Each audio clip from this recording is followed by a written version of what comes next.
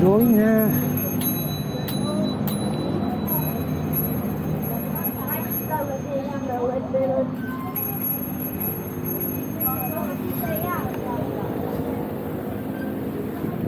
Try natin yung horizontal mamaya sa post-processing.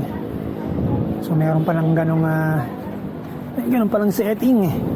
Hindi natin alam. Hindi natin natutunan. So itatry natin para hindi tabingi yung ating video. So we're going na. Uwi na tayo. Medyo maaraw. McDonald's.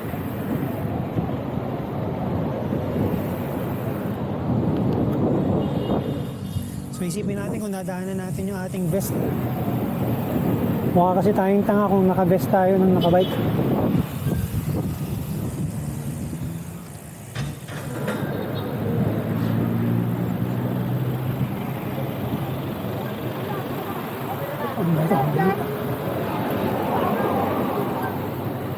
Tawiran. Buti walang masyadong sasakyan. So let's go home na. Mainit. Patay tayo. Sunog tayo sigurado. Kambing oh. Kambing. May mga kambing.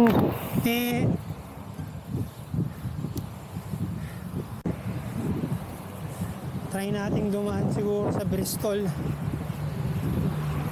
para kunin yung ating vest.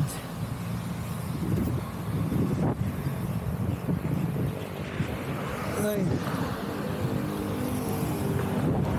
So parating na tayo ng Aguinaldo Highway. Medyo bilisan natin. May kotse sa likod natin.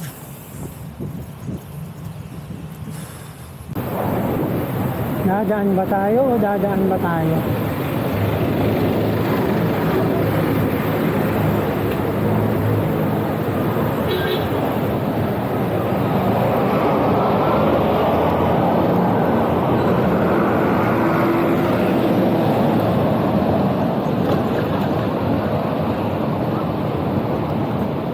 Daanan na kaya natin para masaya.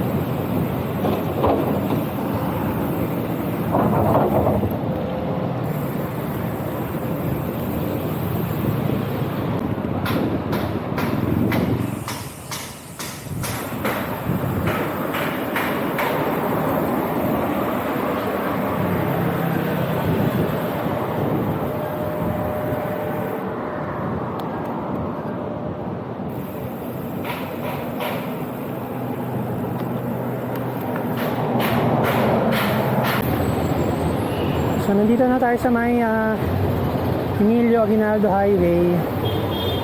So nakadaan na tayo sa Bristol. Kinuha natin yung ating vest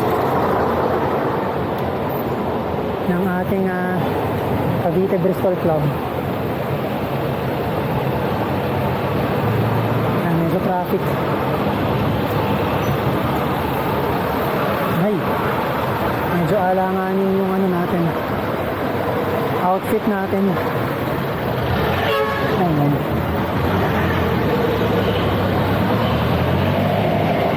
Dahil nakapang bike tayo, tapos may suot tayong vest na pang motor. So mamaya papakita ko sa inyo no, habang nagbabike. Medyo di lang natin magawa ngayon dahil hindi tayo naka 360 and nasa highway tayo, hindi tayo makapag 100. So mamaya papakita ko sa inyo kung anong itsura niya habang nagbabike tayo. Oh no, patay tayo. Baha dito. So kailangan nating umilid dito sa left.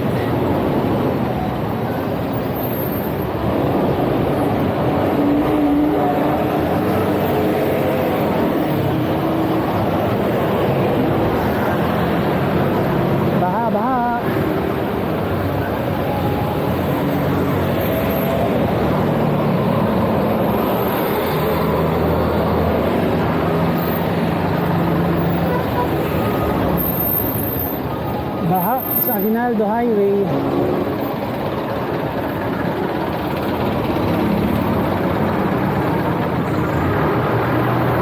Naku, mababasa sa sapatos natin dito.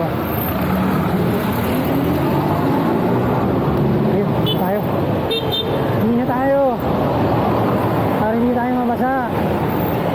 Yes!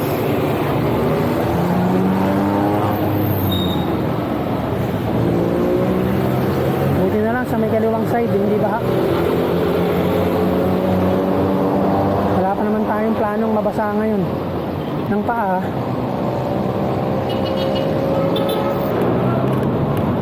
So ito na yung intersection ng Molino Road saka ng Emilio Aguinaldo Highway. Yes, abot. Yan. Okay, dokie.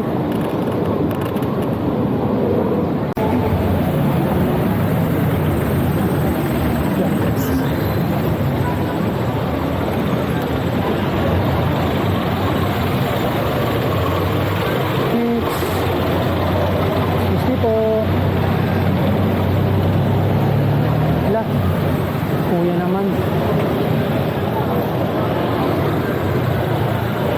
Ayan, medyo traffic dito.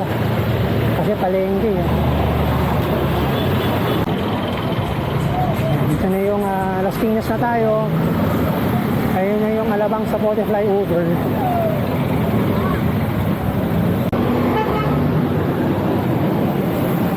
So paliko na tayo dito sa may C5 extension. So hinto lang tayo sa Villar Sipag Center para mag water break, and then papakita ko sa inyo itong ating vest na nakuha sa Bristol Motorcycles Cavite dahil member tayo ng Cavite Bristol Club.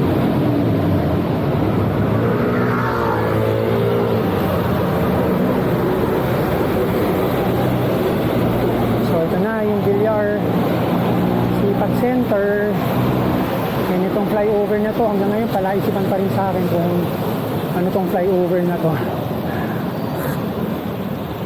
kung para saan ba siya. So Villar Sipag Center, yun lang tayo ng pwedeng pagdikitan ng ating Insta.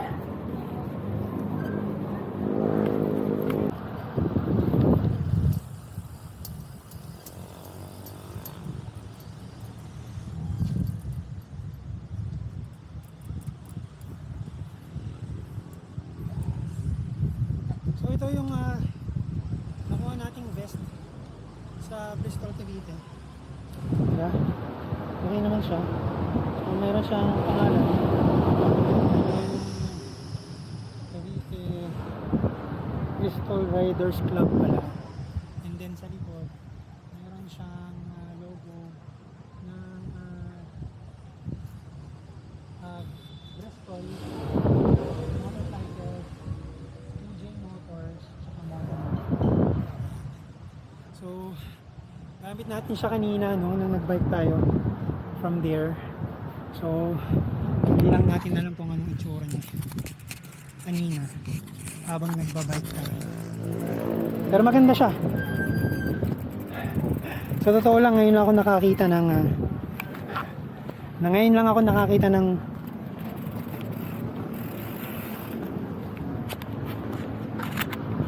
tayo nakakita ng nagbabike ng naka motor vest. And tayo pa yung gumawa nun. So medyo okay naman kahit nakabike ka eh. Diba? Kitang kita tayo sa kalsada.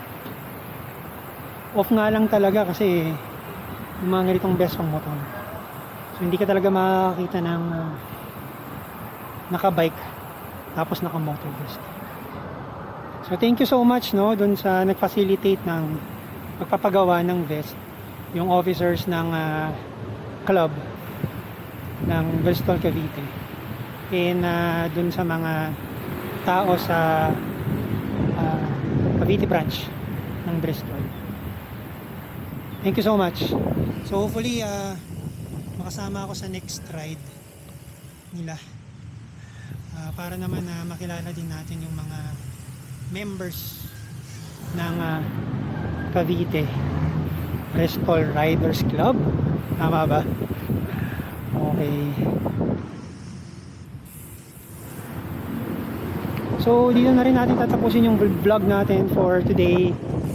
Thank you so much for watching my videos, and hopefully mapanood nyo din po yung mga itong video na to as well as yung mga succeeding videos natin. So Biker Rocky po ang YouTube channel, pati yung ating Facebook page, and please follow me on Instagram as well sa Biker Rock 77. So from Villar Sipag Center here in Las Piñas, marami pong salamat. Ingat sa inyong lahat. Bye!